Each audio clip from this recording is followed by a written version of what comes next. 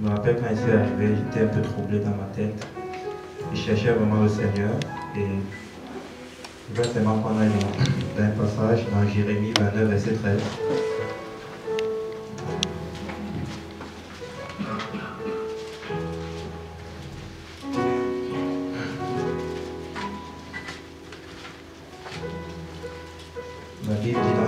La Bible dit dans Jérémie 29, verset 13, vous me chercherez et vous me trouverez si vous me cherchez de tout votre cœur.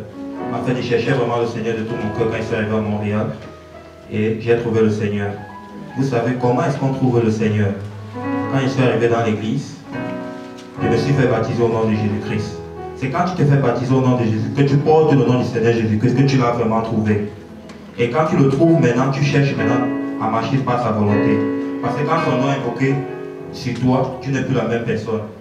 Tu marches dans ses voies, tu deviens une nouvelle créature. Et tu connais aussi qui est le véritable Dieu. Vous savez, ce n'est pas quand on va bien qu'on adore le Seigneur. Même quand tout va bien, adorer le Seigneur. Vous savez, parfois j'adore le Seigneur d'une manière intensive. Sachez que tout va mal. Donc, peu importe ta situation, peu importe la situation à laquelle tu traverses, si tu vas bien ou si tu vas mal, adore seulement ton Dieu. Amen. Vous savez, l'adoration, la première fois que le mot adoration est mentionné dans la Bible, c'est quand Abraham voulait offrir son fils Isaac en sacrifice. C'est la première fois que le mot adoration est marqué dans la Bible. L'adoration, c'est un sacrifice. Amen. Tu dois réaliser que, peu importe ta situation, si tu es déprimé, tu adores le Seigneur. Vous savez, les gens n'ont pas cette opportunité d'adorer le Seigneur comme nous avons. Si tu as l'opportunité, si tu es en santé, les gens n'ont même pas, les gens sont dans les hôpitaux, ils sont malades. Mais toi, tu as juste l'opportunité, parfois tu es ici, tu ne veux pas adorer. Adore ton Dieu. Amen. Tu dois réaliser quand tu connais.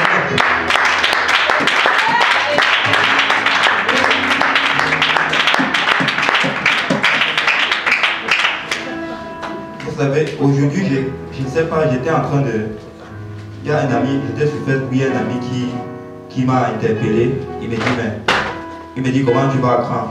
Il dit comment tu vas petit? J'ai dit non, ça va bien grand. Il me dit tu es déjà devenu prêtre? Il dit mais pourquoi? Il me dit me voir en soutane. Il dit mais comment tu me vois en soutane? J'ai dit non, je ne suis pas devenu prêtre, je sais juste l'unique et véritable Dieu. Je lui ai dit cela. J'ai commencé à lui parler un peu comment ma vie a changé, tout et tout là. Vous savez, notre témoignage est très important. La Bible, vous savez, nous qui sommes ici au Canada, Dieu nous a donné cette terre en possession. Il nous a donné la terre en possession, comme il dit dans Josué. Tout pied où foulera la plante de ton pied, je te le donne en possession. Dieu nous a vraiment donné ce Canada en possession. Tu dois seulement l'acquérir. Je me rappelle un jour, j'ai eu un examen à l'école et l'examen s'était très mal passé. C'était le jour de l'évangélisation. Je devais rencontrer le frère Lionel, la sœur Nancy au métro, je crois, Guy Concordia avec d'autres frères. L'examen n'était pas très bien, j'étais vraiment déprimé. Je n'avais pas bien compris, mais même comme je n'ai pas bien compris cet examen, je vais aller évangéliser. Vous savez, ce sont les choses que l'ennemi vient mettre dans nos têtes. Peu importe la situation à laquelle tu te trouves, c'est le Seigneur. La Bible dit que cherchez premièrement le royaume de Dieu et sa justice et tout chose viendra par-dessus.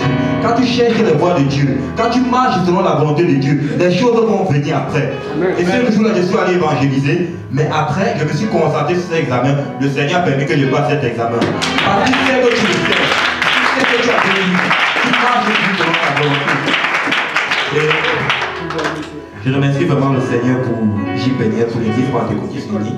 Vous savez, je ne sais pas, il n'y a pas une église comme l'église Pentecôtiste Unie. Il n'y a pas un peuple jeune qui aime le Seigneur comme J-Péniel. Vous savez, je suis content parce que nous avons un fardeau pour les âmes. Notre première préoccupation, c'est Jésus et les âmes. Vous savez, quand nous mettons notre première préoccupation pour les âmes, les choses et les bénédictions viennent après. Quand le Seigneur sait que tu le cherches premièrement, il sait que tu veux d'abord faire sa volonté, tu veux toujours marcher selon ses voies. Peu importe, la Bible dit que même si tu marches dans l'ombre de la vallée de la mort, le Seigneur est avec toi. Peu importe les situations que l'ennemi va planifier contre toi, ça ne peut pas t'atteindre. Parce que tu es couvert par le sang de Jésus-Christ. Ce n'est plus le sang de l'amour, mais le sang de Jésus. Et quand le sang de de Jésus coule sur toi, tu as toujours la victoire. La Bible dit que Satan est sur tes pieds tous les jours de sa vie. Il va manger la poussière. Pourquoi? Parce que quand tu as porté le nom de Jésus, quand il te voit comme ça, il te voit, mais il voit Jésus à toi. Parce qu'il sait que tu es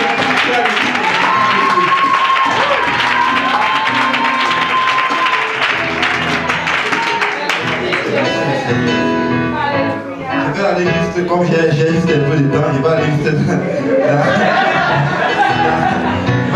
dans un dernier verset. Il va aller juste dans un dernier verset qui va, je crois, qui va encourager quelqu'un. Nous allons aller dans Isaïe 54.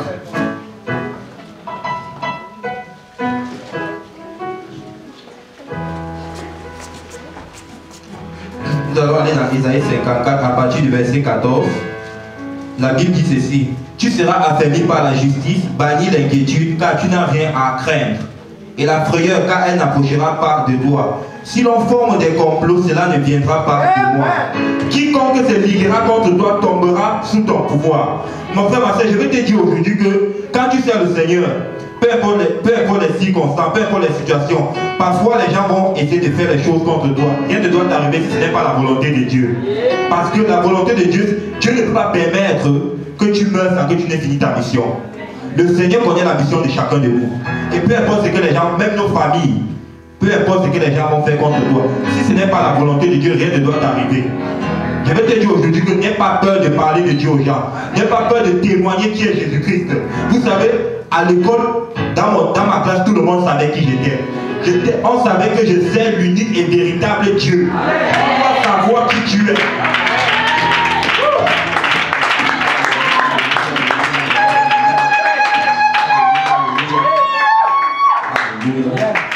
Et comme le frère Lionel a dit, je vais au Cameroun pour visiter ma famille. Et ils vont aussi savoir qui est le véritable Dieu.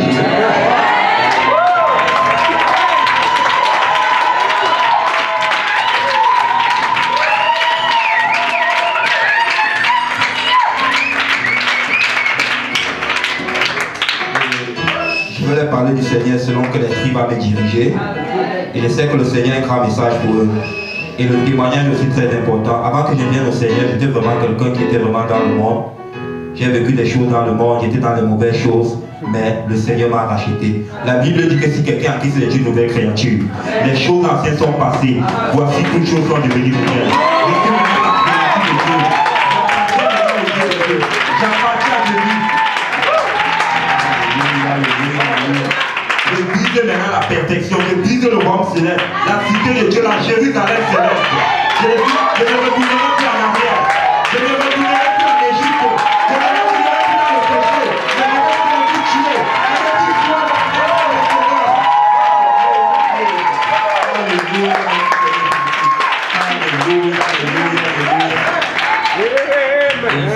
Je vais encourager tout le monde à servir Dieu, marcher toujours dans la sanctification, parce que la Bible dit rechercher la paix et la sanctification sans laquelle personne ne verra le Seigneur. Dieu a dit soyez saints comme je suis saint. Ça peut arriver parfois dans notre marche avec Dieu que nous tombons, mais la Bible dit que le juste tombe, il se relève. Quand tu tombes, ne reste pas où tu es tombé, lève-toi, continue à marcher vers l'avant, parce que le Seigneur est l'avant qui tu vas aller, lève-toi en arrière, continue à marcher, continue à marcher.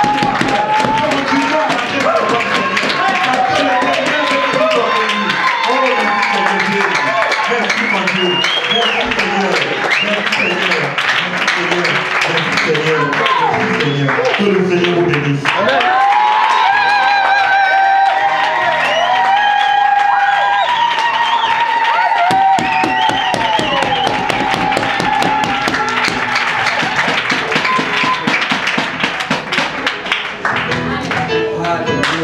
Wow.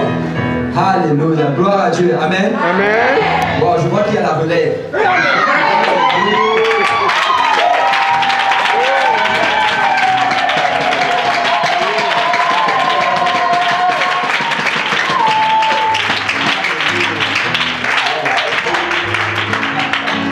vais aller voir l'autre pasteur Kao aussi. Il me dit que je peux prendre quelques jours de plus de vacances. Amen. Non, mais je rends vraiment gloire à Dieu. Et Et j'avais juste, je croyais que Cédric allait juste nous partager peut-être un message disant ok, qui va bien voyager, ceci, cela. Mais je rends vraiment gloire à Dieu de quelqu'un qui a ses yeux vers le royaume des cieux. L'opportunité qu'il a d'adresser l'assemblée, il dirige les yeux vers le royaume. On rend vraiment gloire à Dieu pour cela. Amen. Amen. Donc il faut garder le frère Cédric en prière. Parce que quand tu vas comme cela, c'est beaucoup de pression. Et il y aura beaucoup de pression sûrement. Mais il faut le garder en prière parce que la prière du juste est une grande efficace. Amen. Alors on va l'accompagner en prière alors qu'il va aller vers son voyage. Avant cela, on va d'abord prier pour lui avant de continuer vers l'assemblée. Si qui peuvent étendre sa main et le